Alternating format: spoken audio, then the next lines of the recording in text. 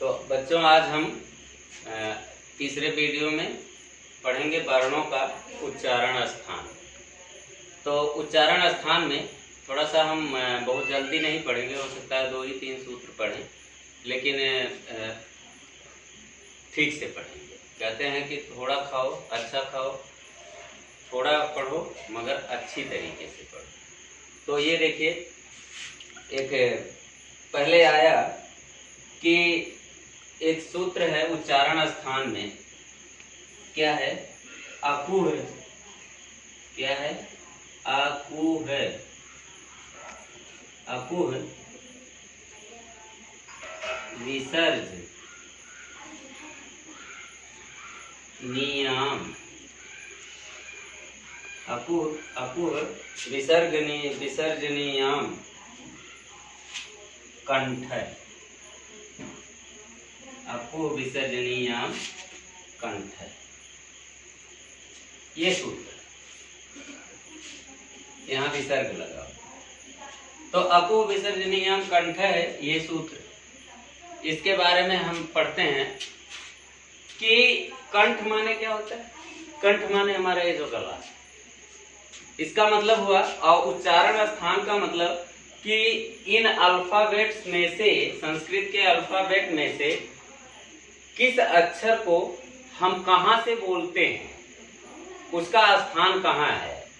तो इसी को ये सूत्र कहता है अकु विसर्जनीयम कंठ। तो अकु विसर्जनीयम में देखिए, यहाँ बना आ, ये जो पहला आ दिख रहा है ये वाला, ये कहता है कि आ और जो बड़ा आ है, ये दोनों आ और बड़ा ये दोनों, और कु जो है, अभी जो आपको पढ़े हैं कु चू टू तू पू जो पढ़े हैं, कु माने ये देखिए, कु का मतलब आप कह सकते हैं कवर्ग। कवर्ग का मतलब, कवर्ग मतलब काखा गाघा अंगा, ये 5 वर्ण। कौन सा? काखा गाघा अंगा। अब इसके बाद है एक अक्षर और बचा, हा। हा, और एक शब्द और बना, क्या है? विसर्ग। क्या है? विसर्ग।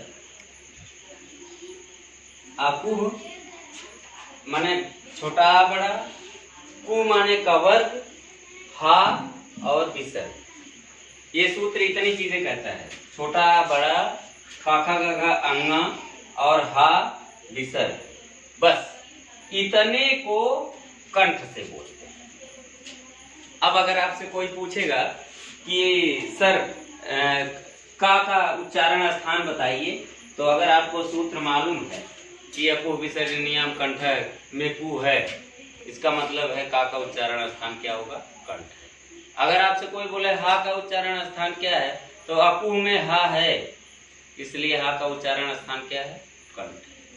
तो आप लोग इस चीज को, सूत्र अगर याद कर लेंगे तो आपको सोते जागते चाहे जहां आप बैठेंगे, फट से आपको आंसर देने में आसानी होगी। तो एक सूत्र ये है। दूसरा सूत्र क्या है?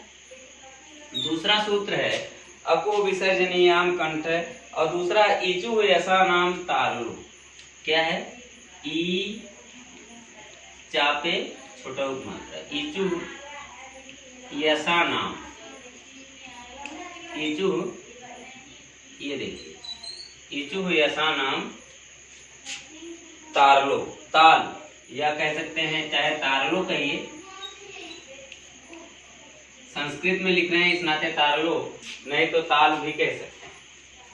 अब देखिए यहाँ इसके बारे में देखिए कि यहाँ पर बना ई। क्या बना? ई। ई माने ई और बड़ी, छोटी ई और बड़ी ई।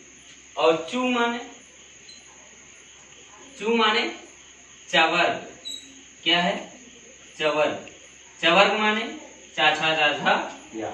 जब अभी हम व्यंजन पढ़ा रहे थे, वही तो अभी हम व्यंजन जब हम पढ़ा रहे थे तो उसमें इचू में ये चीज नहीं बताया कि मतलब जो उदित वर्ण बताए आपको और कुछ को बताए, तो उसमें हमने चा को मतलब एक शब्द वहाँ नहीं बता पाए, मतलब इसको वर्ग भी कह सकते हैं। काका काका अंगा को कवर्ग कह सकते हैं, चाचा चाचा को चवर्ग कह सकते हैं, टाठा डाडा को टवर्ग कह सकते हैं, उस समय नहीं बता पाए। तो यहाँ ईचू में ई का मतलब हुआ छोटी बड़ी, और चू का मतलब हुआ चाचा चाचा चाचा, और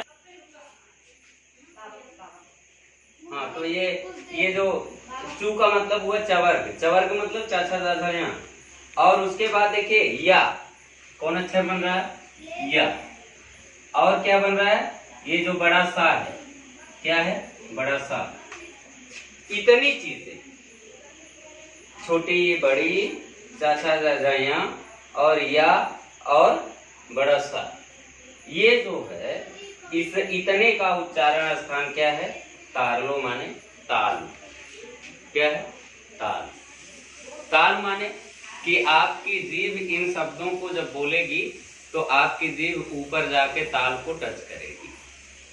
बिना टच किए जब तक वो ऊपर नहीं जाएगी, इनका उच्चारण सही तरीके से आप नहीं कर पाएंगे। फिर इसके बाद एक तीसरा सूत्र है, एक तीसरा सूत्र है ऋतु लसानाम दंतर।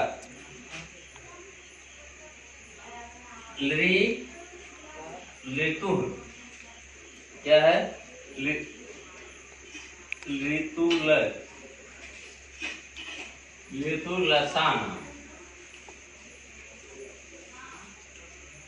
लसानाम, और ये है दंत। हाँ, ये अब आप हमारे लिखते ही आधी चीज जान जा रहे होंगे, ऐसे ही अपेक्षा है आपसे, क्योंकि अगर आप मन से पढ़ेंगे तो एक समझ में आ जाने पर ऑलरेडी उससे आप निकाल सकते हैं। तो यहाँ देखिए ली, अभी जो मैंने आपको अल्फाबेट में ली बताया था कि री जो है बड़े, छोटी री बड़ी री दोनों होती है, लेकिन री हमेशा क्या होती है, ह्रस्व होती है। ह्रस्व माने छोटी होती है। तो ये जो ली है, और तू माने आपको पता होगा क्या, तवर्ग। तू माने तवर्ग, और ये देखिए उसमें बड़ा सा था, इसमें छोटा सा। अब आपसे यहाँ कंफ्यूजन पैदा होगा, अगर पूछेगा बड़ा सा का उच्चारण स्थान बताइए, तो आपको मालूम होना चाहिए ताल, ताल। और या अगर आपसे ईचू ऐसा नाम में कभी कभी सूत्र याद हो जाता है, और जब हम लिखने के लिए परीक्षा में दे देते हैं तो बच्चे कहते हैं गुरुजी ईचू ऐसा नाम में कौन सा है, ये याद नहीं आता है। तो इस पर हम इस नाते फोकस कर रहे हैं कि ध्यान दीजिए कि इस सूत्र में बड़ा सा है और इस सूत्र में छोटा सा है। तो इस सा का उच्चारण स्थान, छोटा सा का उच्चारण स्थान दंत है, दंत माने दांत है, और ये जो बड़ा सा है इसका उच्चारण स्थान ताल है। तो ऋतु लसान, आप देखिए री और तवर्ग, और ये जो सा है और बीच में ला छूट गया, ये देखिए ला। इतने अक्षरों का उच्चारण स्थान कुल मिलाकर के क्या है, दंत है। दंत माने दांत, मतलब इसमें दांत का सहारा अनिवार्य रूप से लेना पड़ेगा। और चौथा एक क्या है, ऋतु रसाणाम मूर्धा। क्या है, ऋतु और रसाणाम, ऋतु रसाणाम मूर्धा। एक सूत्र ये। अब यहाँ देखिए, अभी आप जो री पढ़ रहे थे, री में चाहे वो ह्रस्व हो चाहे दीर्घ हो, ये जो री आप पढ़ रहे थे, ये छोटी री और बड़ी री, और टू का मतलब टवर्ग। टवर्ग माने टाठा डाढ़ा अड़ा, और ये देखिए रा और ये सा। ये जो इतने वर्ण हैं, इनका उच्चारण स्थान क्या है, मूर्धा। इनका उच्चारण स्थान क्या है, मूर्धा। अब एक सूत्र और बचा है, अब इसके बाद अगले वीडियो में आपको बताएंगे जस्ट इसी के बाद अपलोड होगा। 5वां सूत्र जो अभी और बचे हुए हैं इसमें, वो इसके अगले वीडियो में अपलोड होगा।